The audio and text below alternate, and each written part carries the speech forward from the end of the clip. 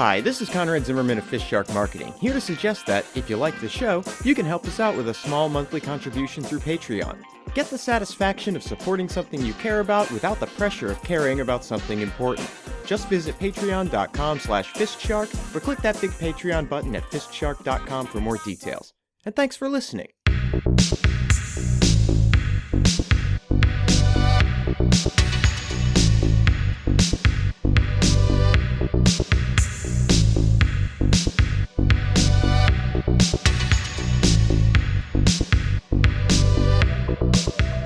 Conrad, I don't know if you've met our newest employee. I'd like you to be introduced to Paulson Sear. Oh, Paulson.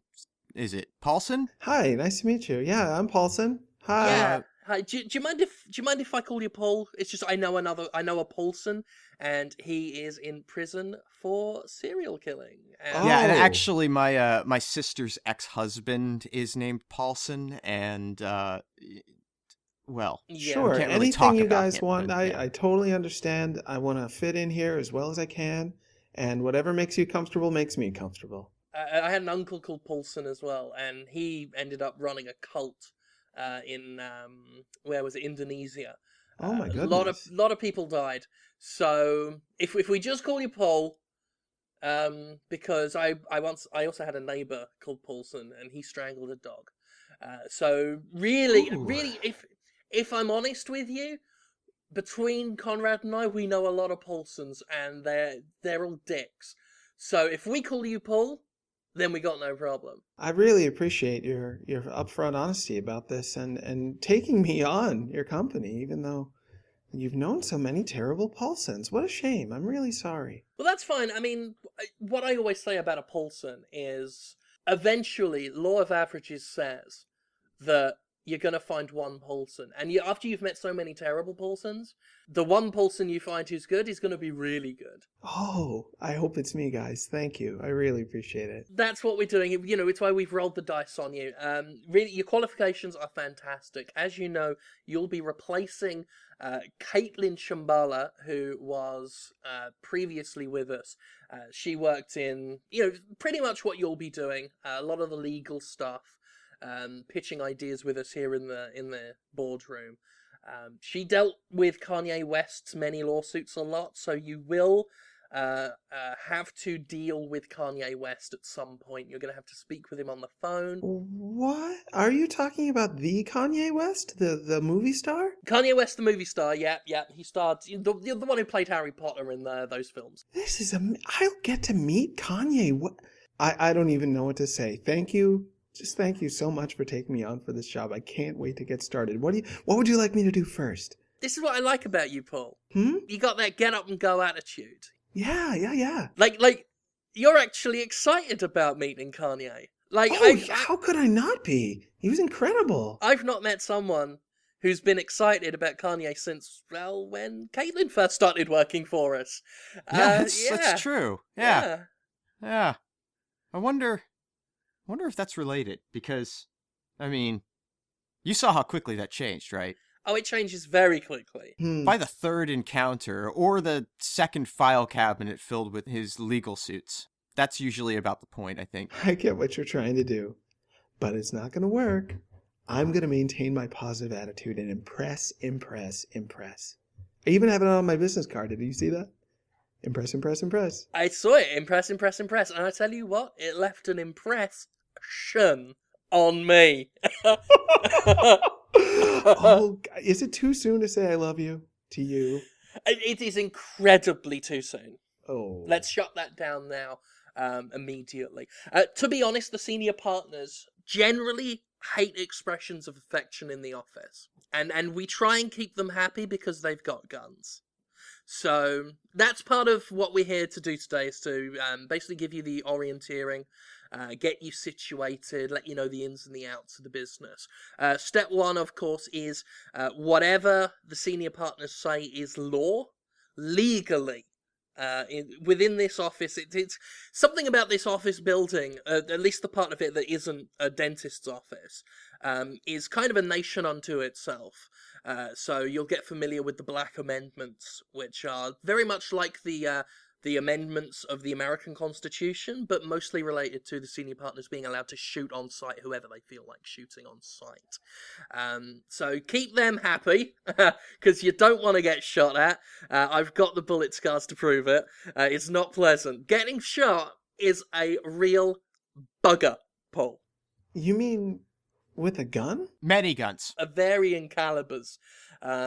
Chances are you won't get shot. Ah. They're not good chances, but they're chances. I had a cousin with a BB gun once, and he shot me, and I was fine, so... Well, there you are. You're probably impervious. To bullets.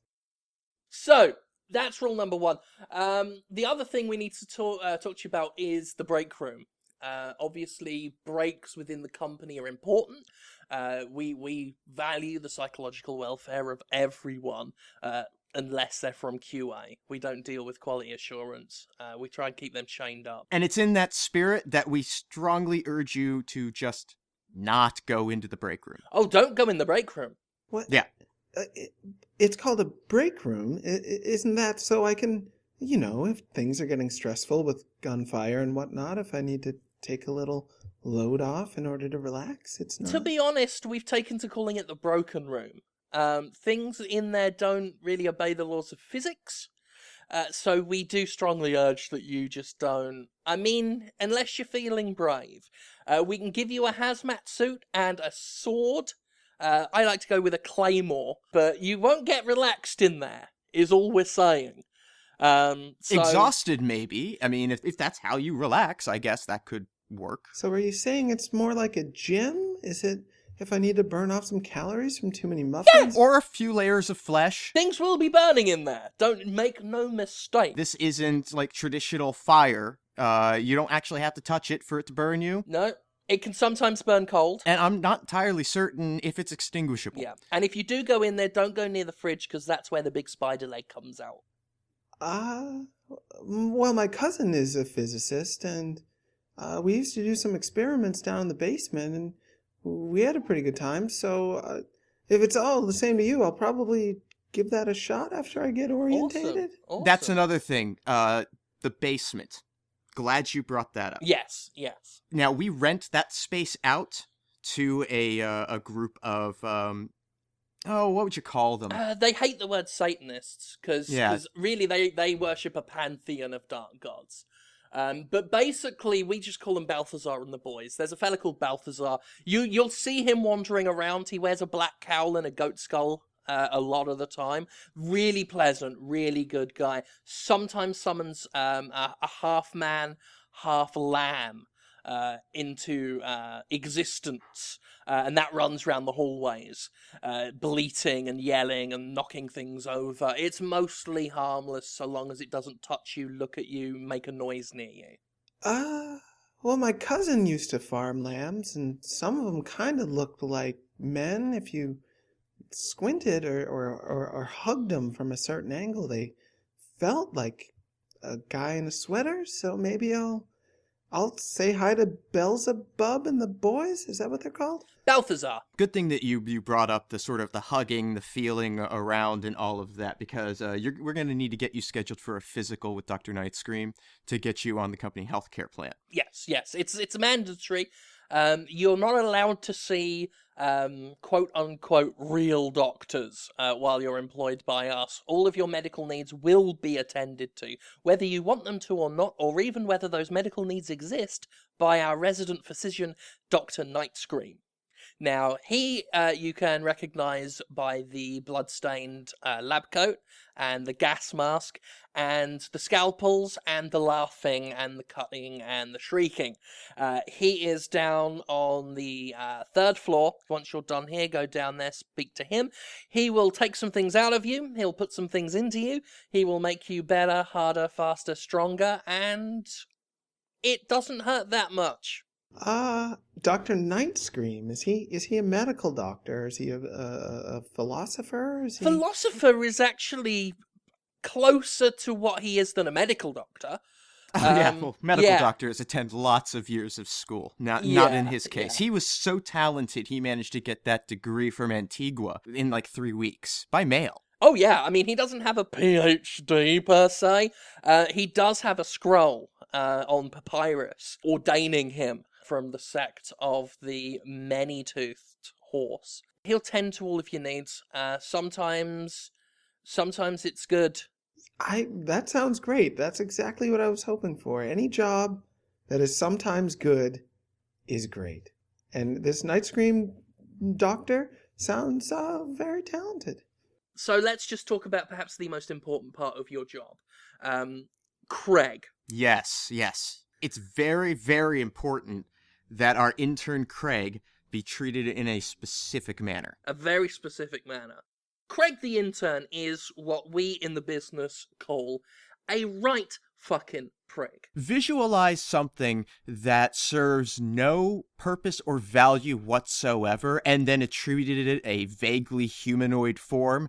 You'd kind of be in the right ballpark. Yeah. Your coworker, Craig. No, whoa. Okay, no. All right, first of all, you got to be careful who you say things like that to. I'm pretty tolerant, but if you tried to suggest that Craig was on a level of equality bearing resemblance to any of the other people working in this place, they might hit you. Or indeed people in general. Right. I mean, he is subhuman. But he is someone who works. He works here, right? He's a person. Well, he's here. I mean, if you can call what he does work. Like, I ordered a soy latte from him. I wanted it at 12 noon exactly. And do you know when he delivered it?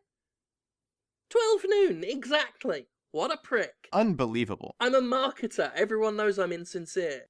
So I did what any reasonable man would do, and I poured that soy latte down the front of his shirt. Burned his tits right up. Is he okay? When did this happen? This morning. Okay, so just to recap, Craig is a subhuman man who you dump coffee on when he gives you coffee. When you ask for it, there's a doctor who will give me a 12-hour physical and put things into my body. There's a cult with a sheep man. And the first thing was, oh yeah, the bosses are armed with guns and they may fire upon us at any time. Am I kidding? That sounds like you've got it down, yeah. Yep, that's pretty much it. Yeah. Welcome to the family. So, we've been getting a lot of questions about the Dean Cain collection, and I'm not really sure what's going on with that. I didn't really know Dean Cain was endorsing any products, and I can't seem to find any marketing materials we've developed for it. Has Dean been sort of operating on his own under the radar again? He's been doing things. Now, I realize that's often a problem when Dean Cain does things. Just about the moment Dean Cain does anything, we seem to have a problem on our hands. You guys mean the Dean Cain? From Lois and Clark, the actor? Right, the man who was Superman. Right, yes. Oh my god, I didn't know we got to work with him. He's incredible. Yeah, well, you say that now. Well, I mean, he's still incredible, just that word has a different meaning altogether. So let me fill you in, Paul. Dean Cain recently ran for president. He appealed mainly to a group of pigeons that had started following him around. One of those pigeons, its corpses at least, has made it into the Dean Cain collection. The Dean Cain collection, as far as I can ascertain, is quite literally things that Dean Cain has collected, and he's now trying to sell them as Dean Cain memorabilia. We're talking the pigeon corpse, a bit of a shoe, a torn photo of Lewis and Clark with Terry Hatcher ripped out of it and just him. It's not even signed. So it's things like that. General debris. He's got a whole handful of leaves. Some river rocks that he claims look like him. I've looked at the river rocks. They don't look like him. If anything, they resemble Mark Paul Gosselaar more. I don't understand. He doesn't want us to sell these, right? He'd like some help. He feels that we, as his agents, are not supporting him enough, as he tries to shove handfuls of dry autumn leaves into the hands of women in the street, screaming, "I want $5 for these, I want $5 for these." Is he open to suggestions? Maybe if he signed the picture or kind of decorated the leaves to spell the word Dean Cain for life, or Dean Cain fans forever or something. Because I'm sure his fan base would be excited. I know I'm excited at the idea of getting a little piece of Cain, but I agree with you, of course. I agree with both of you, of course, that his approach may need a little work. But if I were to call him, do you think maybe he would, since he is our client, he might take some ideas from me? You can try. We've always tried to make suggestions to Dean in various ways. Maybe coming from you've got a very nice speaking voice. Oh, thank you. You might be able to get through to him. The last time I suggested he make any changes was when I told him to put on some pants. Because he kept getting in trouble with local law enforcers for not wearing pants. And he kicked the leg of my desk and ran out of the office, quite pantsless. The pants that he used to wear, the stained sweatpants with a bit of string for a belt, are part of the Dean Cain collection. And again, I've suggested maybe wear those, because running at people naked with your leaves and your river rocks and your torn photo, it's not a good sales pitch. It's not. As far as opening gambits go, there are better ways. Did he fire you, or did the relationship... I just want to get a bigger picture so I can kind of have an idea of what I should do, because I want to be effective, I want to be helpful. I don't want to enrage our clients and or cause them in any way to be arrested for public nudity or assault. Well, you say that, but ultimately it's unavoidable. I want to say 75% of our clients will get enraged over quite literally anything. So you're going to be prepared to handle that. Dean Cain, for example, if you suggest he put in any effort, if you suggest he stop being an actor and try and find something he's good at, if you tell him to put on clothes, if you tell him to stop collecting rocks, if you tell him to stop going down into the sewage system, if you tell him to stop jimmying open parking meters for coins, really, if you try and make any suggestion that would help him, he's gonna get annoyed. But ultimately, as his PR reps, we've got to do what's best for him, even if he doesn't like it. I mean, the baby doesn't like the medicine, but you got to give it anyway. As I've told him before, Dean, take the penicillin. It looks like shit down there. So it's okay if sometimes our clients are not 100% emotionally satisfied with our work, as long as we know we have their best interest at heart? That's it exactly. Oh. You're not a FistShark executive until you've had Val Kilmer scream at you through mouthfuls of spaghetti. Yep. I usually find in circumstances like these that the best thing to do is to just lie to Dean Cain about it. That's always a good tactic. Actually, I think that works with just about everybody that we represent. Yeah, it works for law enforcers. It works for government officials as well. Just do a lot of lying. You mean like not telling the truth? I mean exactly like not telling the truth. I mean, just this morning, since you've been with us, I've told you about, I want to say, between 15 and 20 lies. Oh, easily. Easily. Yeah. Are you sure? I tell so many lies, I'm not even sure that what I said just then was true. I'm not even sure what I'm saying right now is true. A loss of identity is something that'll come with the job. Eventually, you will lose track of your own history, a bit like the Joker from the Batman comic book series. Oh, I'm a big fan of Batman, especially the Nolan films. So I am going to call Dean Cain and lie to him and tell him... Oh, through your teeth. Can I just run this idea by you? It's okay. I'm gonna call him and ask him how the collection's going. Tell him I love the collection. Okay. That he should not put on pants, and if he gives a rock to a stranger and asks them for $20, I'll support him on that. Is that what I'm doing? Yeah, that sounds about right. That'll work. If anything, in an act of classic Dean Cain rebellion, he may do the exact opposite of everything you say there. and we might have a functional human being once again. But how will that help us sell the collection? Is that my goal, or is my goal to help Dean Cain function? Do I want to help Dean Cain or his collection, or both, or neither? I think in this situation, it's win-win for us. Either we make a bit of money off the back of, the various bits of rubble and stones and breeze blocks that he's found, or he puts on some damn fucking pants and gets a job. Well, Christmas is coming up. I don't know if you want to try a holiday angle. Candy cane, sweet rock for your face. Suck the rock. It's sweet as candy. How? Just off the top of my head, I didn't plan that. Let's do it. I like the way you're thinking, Paul. Give Cain a call. Get him to put on some pants. Work however you can with the Christmas angle for the collection. And for God's sake, get him to take some penicillin. I mean, it's like looking at a multi-baguette. Okay, let me hit you guys with an opportunity. I hate the word problem. So let me hit you guys with an opportunity right now. A few weeks ago, as you all know, Conrad, we lost the contract with Viagra. Oh, it's devastating. It was horrible. That was a good moneymaker for us. Well, and it's so rare that we get to make something and feel good about it, feel like we're helping people, and make a campaign that's just so explicitly honest as what we did for Viagra, by saying, hey, you're looking to bone.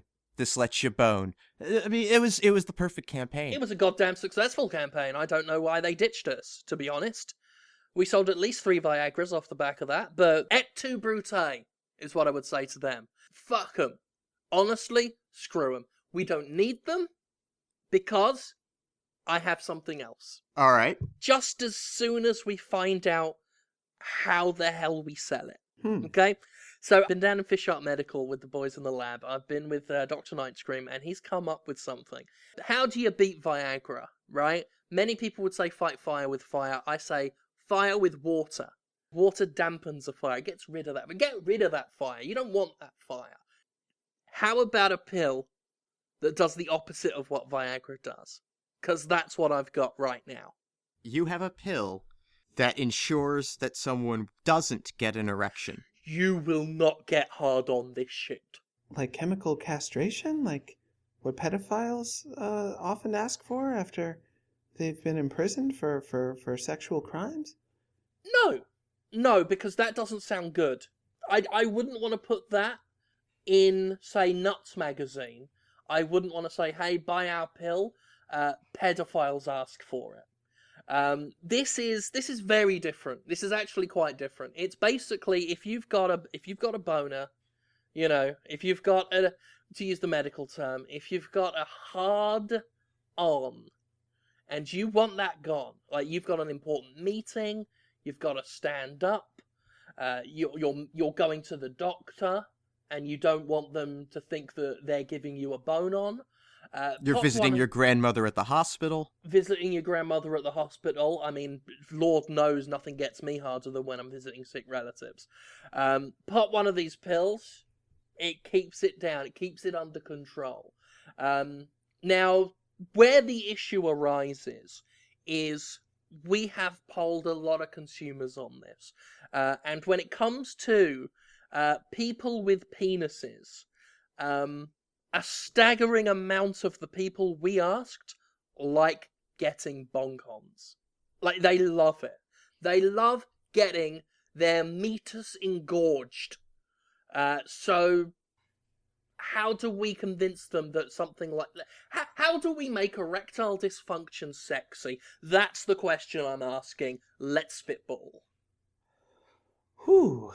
So if we're avoiding the pedophilia market, let's steer right clear of it. Okay, well, that leaves us with kind of the general male shame. I feel oppressed because I don't always get what I want, but I am actually in the dominant demographic of my particular culture, white male crowd, 18 to 35, perhaps. We could appeal to their sense of victimhood and say, if you want to rule your bone, suck this down and make it your own? I like that as a tagline. I like that as a tagline. So that works. I can see that on a poster. I'm still not seeing an 18 to 35-year-old guy looking at that and seeing the long-term benefits of being able to keep their little chunky chunk down. Maybe we should be skewing younger. Hit me with it. You mean like children? Teenagers, mid to post-pubescent teenagers who don't want to get that stiffy at the awkward moment. People who are getting too many stiffies. They could regulate it this way. Get control. Concentrate on what's important rather than constantly thinking about fiddling with your dirty self. And I could totally see your tagline working. Picture an animated cartoon dinosaur skateboarding, right? Mm-hmm. Something that's going to appeal to that early pubescent crowd that's going to be like, hey, kids, don't want to get your bone on? I think there's a lot of potential for a mascot type character, something that kids will be able to identify with and parents will be able to identify on the shelf. Yeah. I like it. Unruly cock, put it under lock. Kids, spelt with a Z. That's good.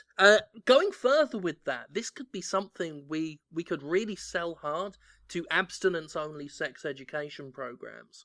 Now, let's say normal, sensible, socially responsible sex education programs give out things like birth control, condoms, teach people how to have sex safely.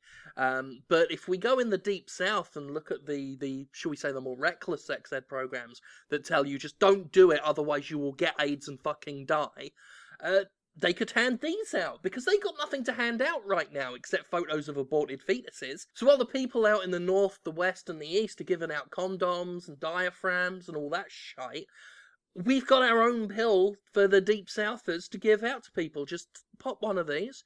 You will not be having sex, because you physically can't. Yeah, so how effective is this pill? Like, how long does it last? Are there any side effects? Any negative effects from it? Well, let's just say there are a few kinks that need to be ironed out. As someone who suffers from, let's call it, erectile overfunction, I gladly volunteered to try one of Nightscream's pills, which at the moment we're calling Soft Rock. Now, I popped a Soft Rock last night, and I'm happy to report it worked as very specifically advertised. I did not get a boner. Not one. That's great. Not all evening. Not today, in fact. I haven't had one for about 12 hours. Nightscream says that after about 48 hours, I should possibly be getting them again. So it lasts a while.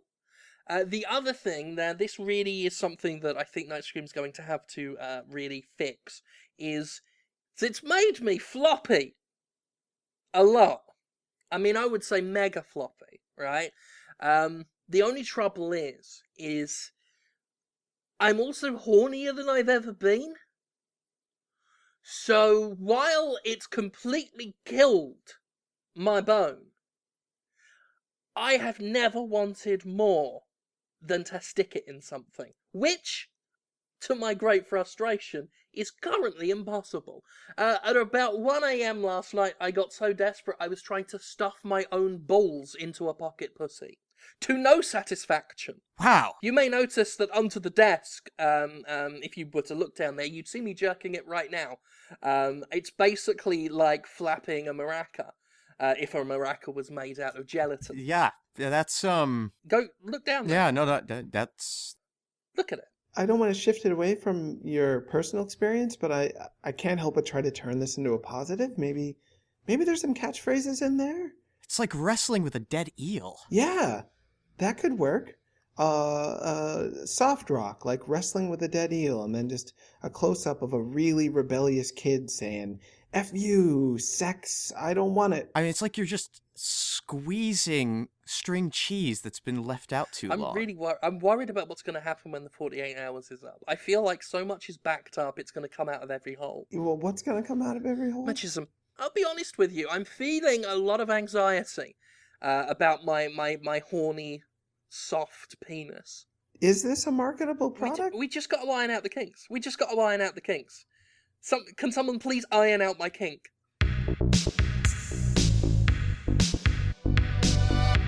FistShark Marketing is Jim Sterling, Conrad Zimmerman, and Paulson Sear. Theme music by Ben Rama. Additional music by Alazar Chan. Our editor is Alan Smithy. Get more episodes and learn how to help support the show at FistShark.com. Follow us on Twitter at FistShark for more of our exploits. Complaints can be forwarded via email to fistsharkmarketing@aol.com. And remember, the worse you feel, the more we have to work with. Goodbye.